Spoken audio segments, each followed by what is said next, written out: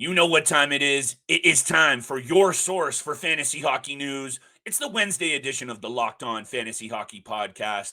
Brandon Hagel getting the bag, but what does it mean for another angle that you should be looking at for your fantasy squad? Players with major opportunity to make some moves? We'll break it all down today on Wednesday's episode. You're Locked On Fantasy Hockey, your daily podcast on fantasy hockey. Part of the Locked On Podcast Network, your team every day.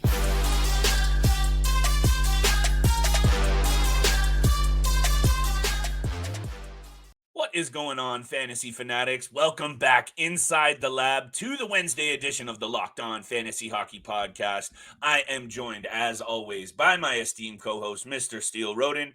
On this side of the microphone, it's your boy, Big Flip Livingstone, and thank you for making us your first listen every single day.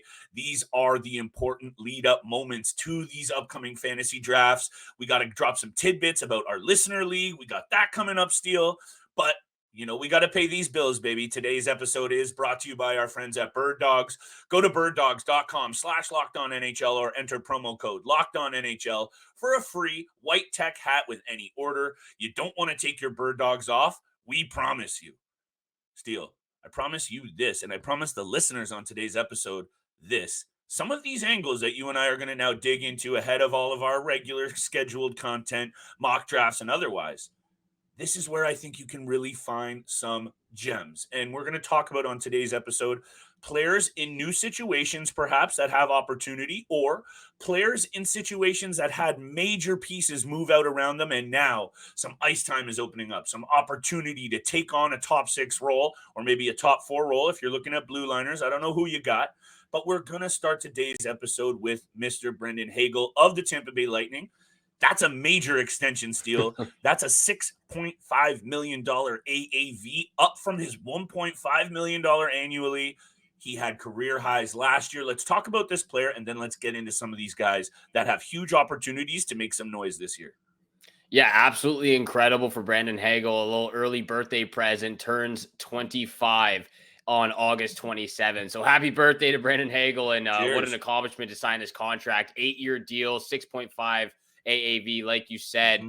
And Tampa Bay has got to be one of the best teams in the NHL for these long-term 8-year deals at, you know, very consistent prices and accurate prices as well. Boston being one of them as well with the contracts that they hand out. So kudos to them signing these young studs for long-term deals at the right price. Brandon Hagel, though, heading into his 5th NHL season. He'll be 26 years old in 4 days, like I said. This was a guy that I was very hard on when he first got traded to Tampa Bay. He was very poor performance the last 22, 25 games in the regular season, didn't perform in the playoffs. Now, he had a full season under his belt in Tampa Bay, and he was very impressive last year, especially in the playoffs as well in that first round. Obviously, he didn't get the job done, but in the regular season, he was very, very impressive. 64 points in 81 games, 179 shots. The blocks and hits range from anywhere from 50 to 60 hits every single year. And obviously, when you're playing with the guys like Braden Point and Nikita Kucherov, they have those perks. The stats, they're going to elevate. They're gonna elevate your game, and they're going to demand that from you every single day. And he's demanding it out of himself now, from what I've seen this last year. So obviously, a lot of perks playing with Kucherov, Point, Stamkos, even Hedman and Sergachev on the back end. You've got Vasilevsky covering your butt in the crease as well.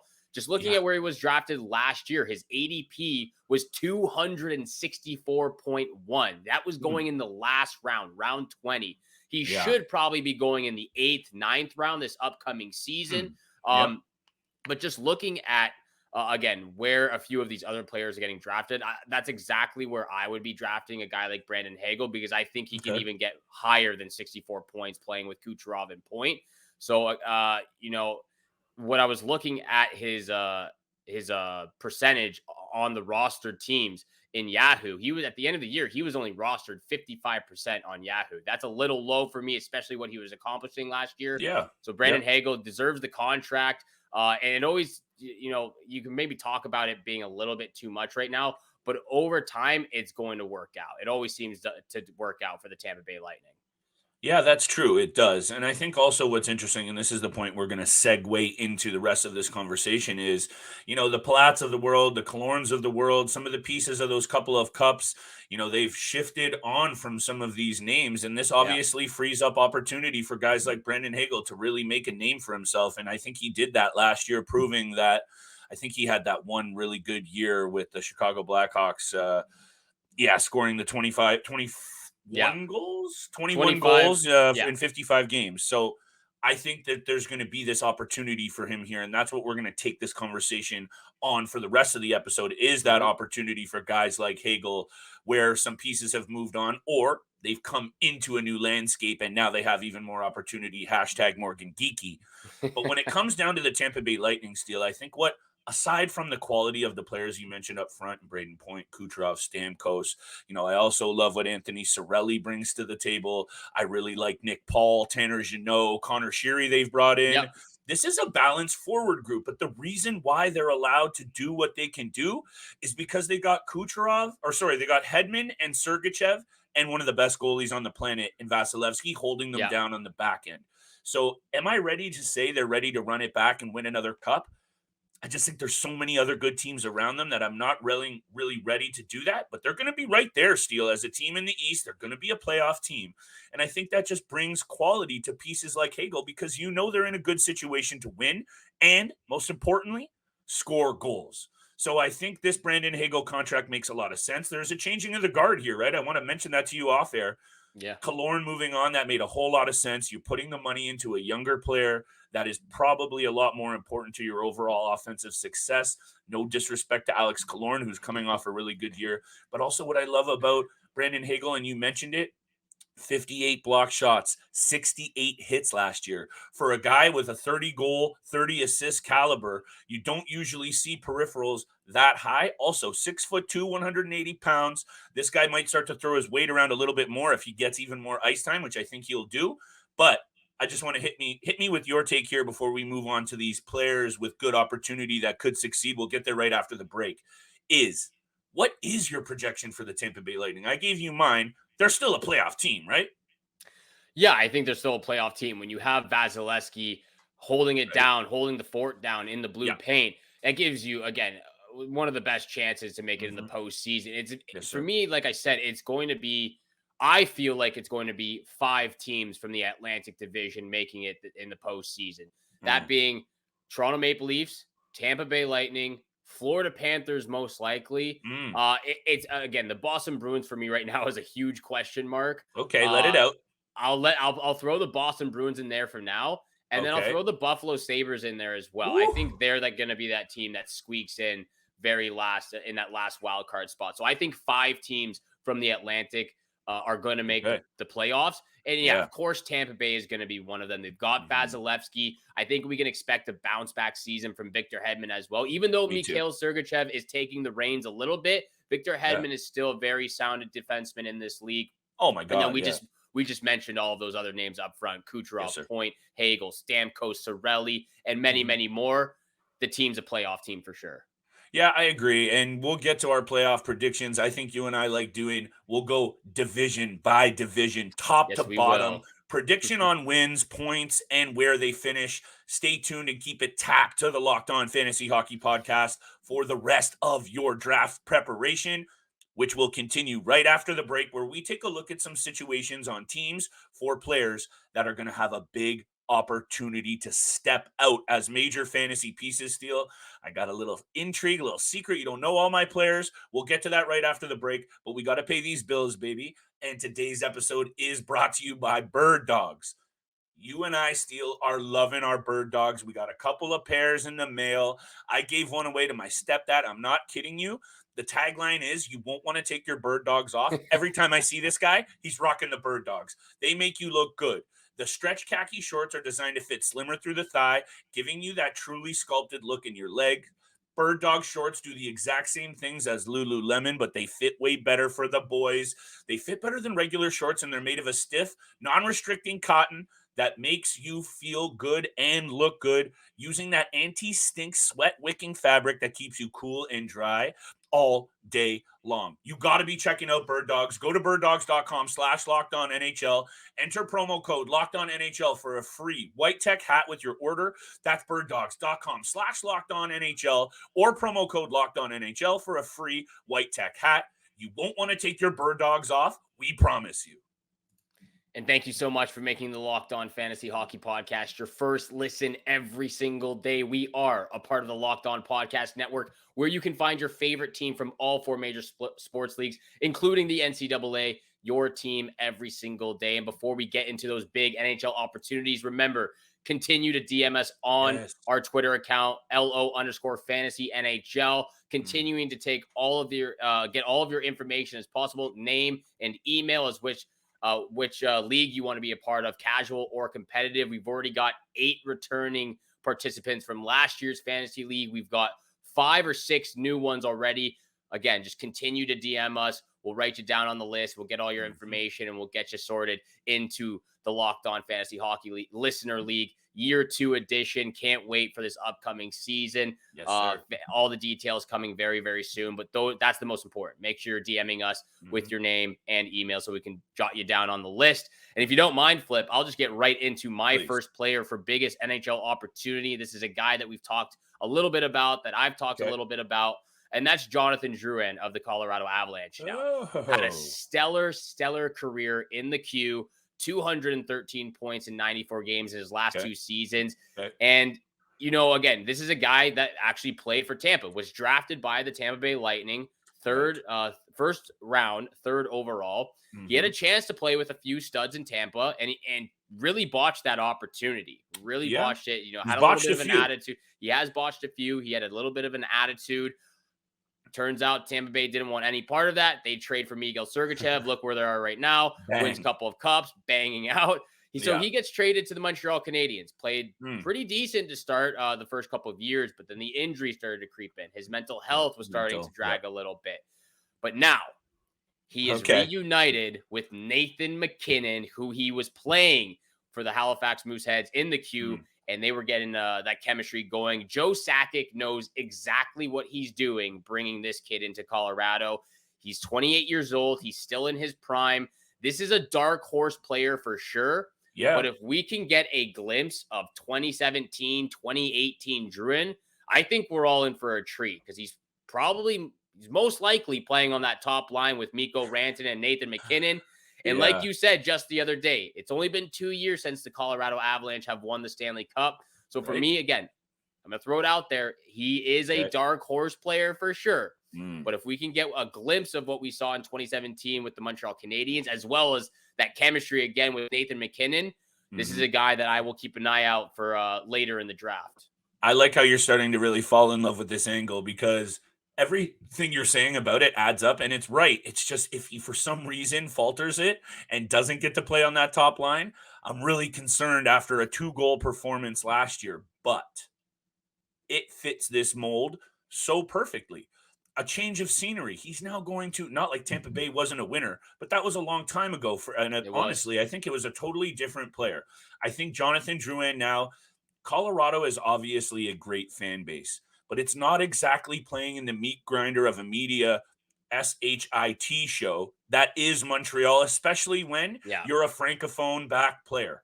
You know, he has that in his, you know, like, that's just something that they have to deal with as being a Quebec native playing for the Montreal Canadiens. And he's proven that and been very honest that he's not got it all together when it comes to dealing with all that pressure. And that's okay, but you got to figure it out. And I think he's figuring it out. And I so love that you're bringing up the opportunity, because if we're talking about players with big opportunity to step out as fantasy studs, why not a guy who already had chemistry with their top players and is going to get an opportunity to play with Nathan MacKinnon? So I'm here for that take. 2 goals last season, 27 assists in 58 games. Obviously, you're not drafting this guy for peripherals, but offensively, at the end of the draft, Steele, I'm liking it. Now, Nashville Predators move on from Matt Duchene and Ryan Johansson, two pillars of the offense there over the last couple of years. And we know Ryjo was hurt. We know Matt Duchene has had his ups and downs, but for the Nashville Predators, he's been pretty much nothing but solid. And I was reading an article the other, 86 points for Nashville 2 years ago, 56 last year. He was a bit banged up. Matt Duchene, when he's on his game, is one of those talented forwards that for some reason, and not for some reason, I think we know it was that off ice. He got a little lippy. We know that there's some concerns with his attitude, but when he's on, Steele, this man has 80-point caliber. And now he gets to slot into a very balanced and good Dallas Stars situation. So we'll keep our eyes on Matt Duchene. But what it's done in the Nashville system is open up some big time opportunities for a couple of players that you and I have touched on very briefly. And I'm talking about Tommy Novak, I'm talking about Juuso Parssinen, and I'm talking about guys like even Cody Glass. Yeah. And now I know Ryan O'Reilly is going to come in and he's going to fill that top slot. Thomas Novak is probably going to be the secondary centerman, but I seriously think Gustav Nyquist on that top line, that is not a set in stone. So there is going to be some very good looks for these young players to step out, Steele. And I'm looking at that third line, Cody Glass, Philip Tomasino, and UC Parssinen. And no, I'm not saying go out there and draft these guys. But I am saying in the keeper dynasty realm, they're all very draftable. And I'm looking at this Nashville Predators forward group because there is going to be so much opportunity and flux as some of my go-to waiver wire ads basically all year long, because I really like these young players in Nashville who are going to get a ton of uptick in time on ice. I like that you're talking about the Nashville Predators' entire forward roster right there, because there are going to be some opportunities, and Ryan O'Reilly is going to be a big part of that, mentoring those young players as well. Parssinen, Novak, Cody Glass especially. I think all of those players are going to get a big opportunity this year and hopefully redeem a lot of what we expected out of Nashville last season. A very down year. So I like that you're bringing up Nashville, and you're definitely going to like this player for sure. He might even be on your list. And that it's actually another reunion of sorts, and that's Connor McDavid and Connor Brown. Played together in the OHL for the Erie Otters. Obviously, a horrible injury last year for Connor Brown last season. Yeah, ACL injury with the Washington Capitals. Only played 4 games. Not much to show for it. Had 0 points in 4 games to start the year. But yeah, he was out for the season because of an ACL tear or ACL injury. But he's been a very consistent player. He's always been a 35, 40-point player. Puts anywhere from 130 to 170 shots when he's healthy, obviously. Obviously, the blocks and hits, they don't get up there that much. You're not really you're not drafting this player for those peripherals. But look at what happened to Zach Hyman when he went from Toronto to Edmonton. Zach Hyman was also a very consistent 35, 45-point player, even though he was, he dominates in the corners. He's a hard hustler. He works hard for the puck. But look at where Zach Hyman's at right now with the Edmonton Oilers. First year had 53 points. Next year, I believe he had 87 or 88. So the point total is going up for a guy like Zach Hyman, who does a lot of the work. Connor Brown can do the exact same thing. And again, a little bit of a reunion with these guys when they played in the OHL together. So I really like Connor Brown on that top line with both McDavid and Zach Hyman. There are always these intriguing storylines headed into training camp about a guy who is maybe a little more under the radar, or someone who is off an injury or otherwise getting a really amazing opportunity to play. And I don't mean second line. I don't mean third line. I'm talking about top line minutes with some of the best players in the league offensively. And Connor Brown is going to get a very, very good chance to do that. Does he slot in on the top line? I don't know. Does he slot in on the second line? I think there's going to be some questions there, but he was brought in to score goals and to help balance out that offense a little bit. The guy can skate. He can play the wing. I really like Connor Brown. And if you're headed into this season taking a look at major opportunities for guys to break out, Connor Brown was on my list as well, Steele. So we'll keep the segment right around the break very tight. But you got to be taking a shot on a guy who's going to play with either McDavid or Draisaitl. I'm comfortable taking a risk on Connor Brown. As you know, I think I've brought up many times when we talk about where to draft them. I want to be taking Connor Brown because of the lack of peripherals. I can't take him too high. I can't overinvest and only get goals and assists from a guy in my, 7th, 8th, or 9th rounds. So I'm taking Connor Brown as maybe like my last or second last forward, or maybe my first bench spot. I like that as well. This could be a player that now that he's with McDavid and Draisaitl, like we're talking about, that maybe a lot of managers Yeah. out there do draft him a little bit Oh, early. he'll go higher. He He'll will go go higher. a lot higher, Yeah. for sure. I wouldn't reach too high, but that's my concern. 16th, 17th round, I'd feel comfortable around there. Maybe even 14th, 15th. I'd You're have to so see where right, the though, I think, players are. Steele. I think that's what's going to end up happening because people are going to start talking. The line rushes are going to come out in spring, Yep. in the training camp lead up. So I'm just saying for me personally, because I've gotten burned by stacking up on Yeah. too many what looks to be really good situations, you got to dig into the numbers and you got to do your homework, which includes always keeping it tapped to this pod. Always keeping it tapped. Thank you so much for making the Locked On Fantasy Hockey Podcast your first listen every single day. Hit the subscribe, hit the follow button. We appreciate all that love and support you show us every single day. And remember, DM us at LO_fantasy NHL if you want to participate in our Locked On Fantasy Hockey Listener League. We've got 2 different leagues going, casual and competitive. DM us your full name, email, and which league you want to be a part of, casual or competitive, and we'll put you down on the list so we can get as many participants for this upcoming season. Flip and I are very excited about it. Yes. Flip, I got a few more players. Not going to go into full detail with all of them. Okay. But this next player comes from the Atlantic Division as well. Actually, a former Colorado Avalanche player. And that's Evan Rodrigues of the Florida Panthers. I like it. Again, another 40-point player, consistently 35, 40-point player season. 200 plus shots, blocks and hits go up every single year. He's playing with the likes of Alexander Barkov and Sam Reinhart, potentially on the second line as well with Matthew Tkachuk and Sam Bennett. So he's got some other opportunities right now to play in the top 6 group of another organization. We saw what he was able to do when he was playing in Pittsburgh on that top line with Crosby and Gensel for a little bit, goes to Colorado. It didn't really pan out for him the way I thought it would. True. But he makes it a little bit. He makes another move, goes back to the Eastern Conference, playing for another, juggernaut of a forward team now that they've got Matthew Tkachuk. So I think this could be another player that gets a lot of opportunity in the top 6, gets a little bit more power play time as well, and we could definitely see, all the stats. Maybe not goals goals, assists, hits, blocks, and shots go up a little bit. I think that Carter Verhaeghe has earned that top left wing slot alongside the best player fantasy-wise, I think right up there with the best in Matthew Tkachuk.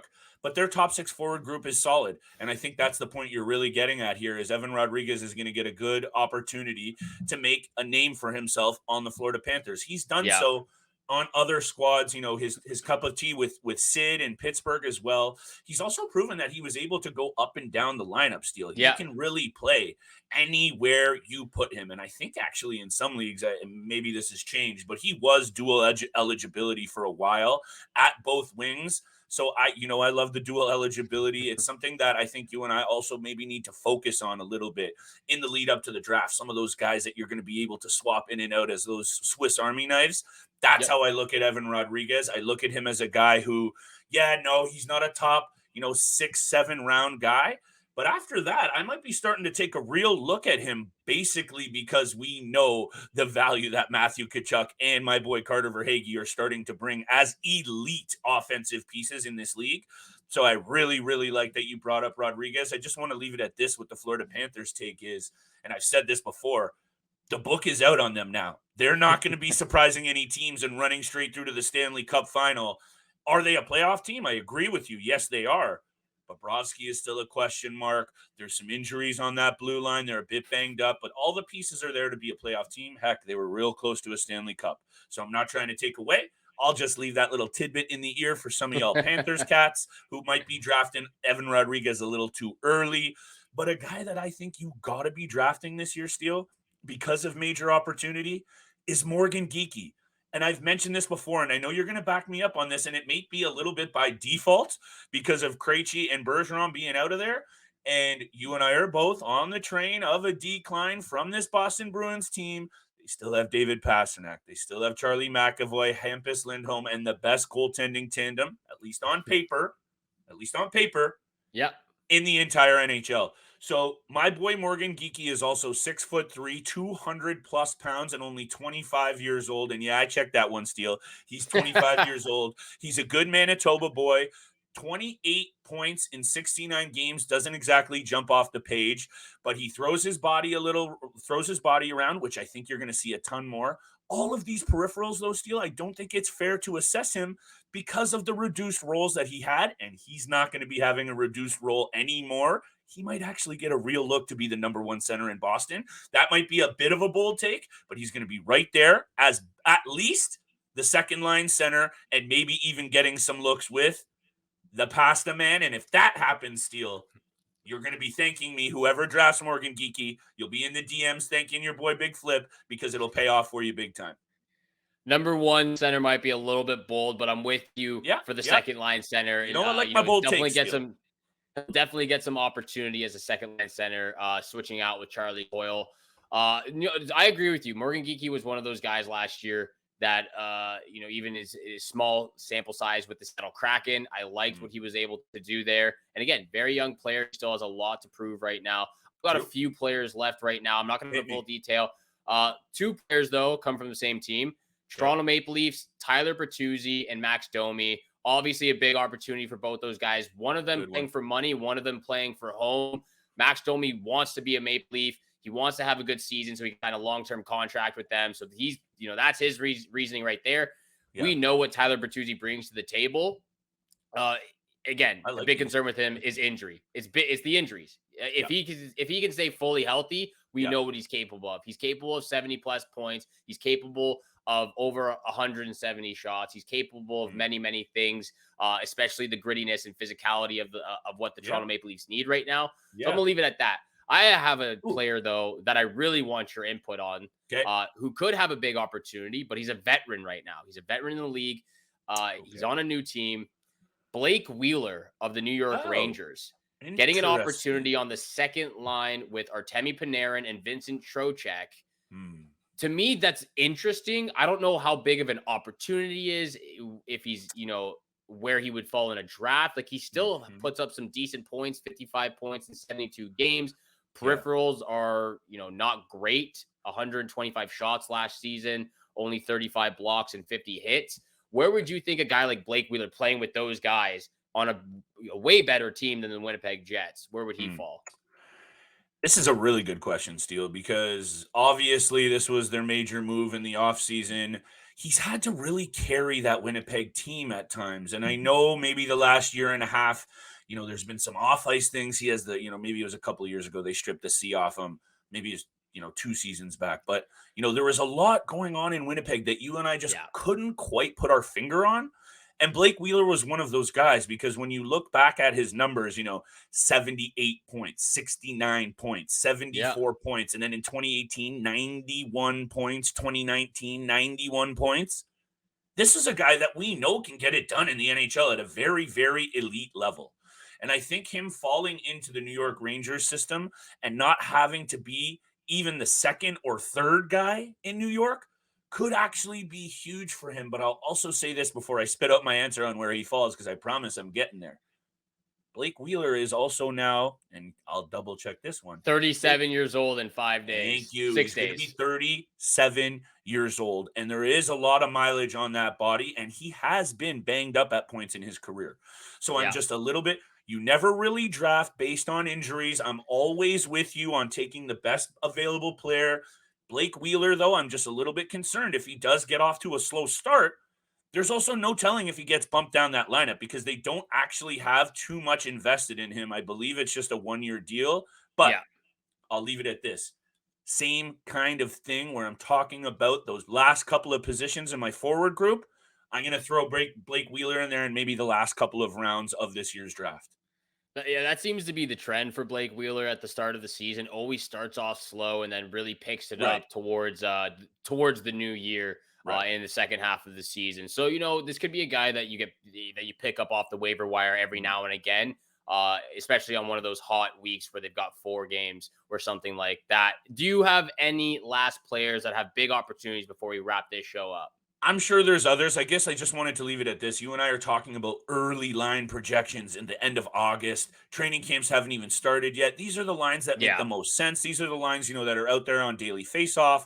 These are what makes sense. But that's the other thing with Blake Wheeler. Tying his value to those two guys makes a whole lot of sense.